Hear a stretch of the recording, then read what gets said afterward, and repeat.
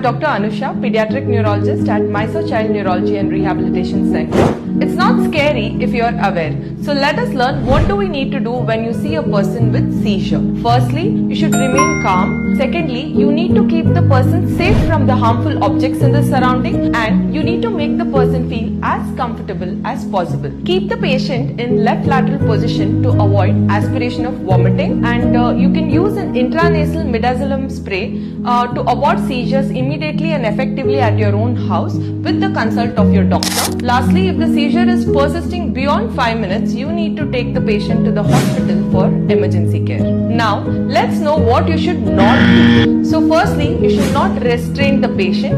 Secondly, do not put any cloth or any stuffing into the mouth of the patient because it can cause the patient to choke. Thirdly, there is absolutely no role of giving any key or iron rod to the patient, which will not lead to aborting of the seizure, which is totally a blind belief. Let's join hands together to spread the awareness, to break the stigma, and to learn how to live a beautiful life with epilepsy. ಅಪಸ್ಮಾರ ಎನ್ನುವುದು ಪುನರಾವರ್ತಿತ ಸೆಳೆತದಿಂದ ಗುರುತಿಸಲ್ಪಡುವ ನರಸಂಬಂಧಿತ ಸ್ಥಿತಿಯಾಗಿದೆ. ಯಾವುದೇ ವ್ಯಕ್ತಿ ಸೆಳೆತ ಹೊಂದಿರುವುದು ಕಂಡುಬಂದಲ್ಲಿ ಅದು ಎಚ್ಚರಿಕೆಯ ಸಂಕೇತವಾಗಿರುತ್ತದೆ. ಆದರೆ ಅವರ ಸುರಕ್ಷತೆಯನ್ನು ಖಚಿತಪಡಿಸಲು ಸರಿಯಾದ ಕ್ರಮ ತೆಗೆದುಕೊಳ್ಳುವುದು ಗಣನೀಯ ವ್ಯತ್ಯಾಸ ಉಂಟುಮಾಡುತ್ತದೆ.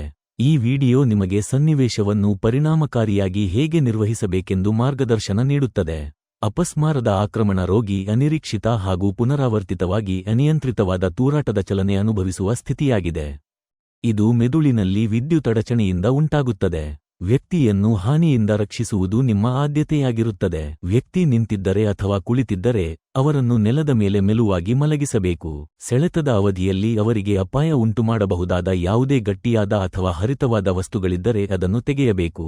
ವ್ಯಕ್ತಿಯನ್ನು ನೆಲದ ಮೇಲೆ ಮಲಗಿಸಿದ ನಂತರ ತಲೆ ನೆಲಕ್ಕೆ ಹೊಡೆಯದಂತೆ ರಕ್ಷಿಸಲು ಅವರ ತಲೆಯ ಅಡಿಯಲ್ಲಿ ತಲೆದಿಂಬು ಅಥವಾ ಮಡಚಿದ ಜಾಕೆಟ್ನಂತಹ ಮೃದು ಹಾಗೂ ಚಪ್ಪಟೆ ವಸ್ತುವನ್ನಿಡಬೇಕು.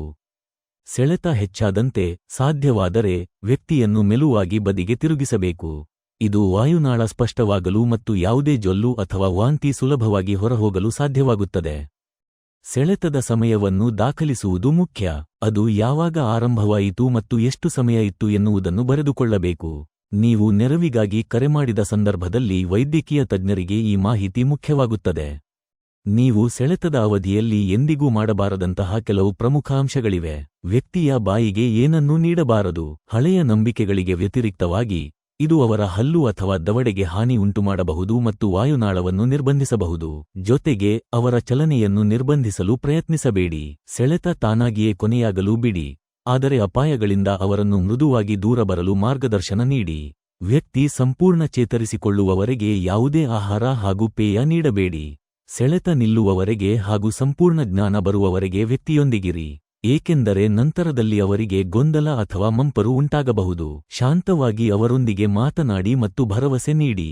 ತುರ್ತು ವೈದ್ಯಕೀಯ ನೆರವಿಗೆ ಯಾವಾಗ ಕರೆ ಮಾಡಬೇಕೆಂದು ತಿಳಿದಿರುವುದು ಅಗತ್ಯ. ಸೆಳೆತ 5 ನಿಮಿಷಗಳಿಗಿಂತ ಹೆಚ್ಚಿನ ಸಮಯ ಇದ್ದರೆ, ವ್ಯಕ್ತಿಗೆ ಮಧ್ಯದಲ್ಲಿ ಎಚ್ಚರವಿಲ್ಲದೆ ಪದೇ ಪದೇ ಸೆಳೆತ ಉಂಟಾಗುತ್ತಿದ್ದರೆ, ಸೆಳೆತದಿಂದ ಅವರಿಗೆ ಹಾನಿಯಾದರೆ, ನಂತರದಲ್ಲಿ ಅವರಿಗೆ ಉಸಿರಾಡಲು ಕಷ್ಟವಾದರೆ, ಅಥವಾ ಅದು ಅವರಿಗೆ ತಿಳಿದಂತೆ ಮೊದಲ ಬಾರಿ ಸೆಳೆತವಾದರೆ ಕೂಡಲೇ ವೈದ್ಯಕೀಯ ನೆರವು ಪಡೆಯಿರಿ.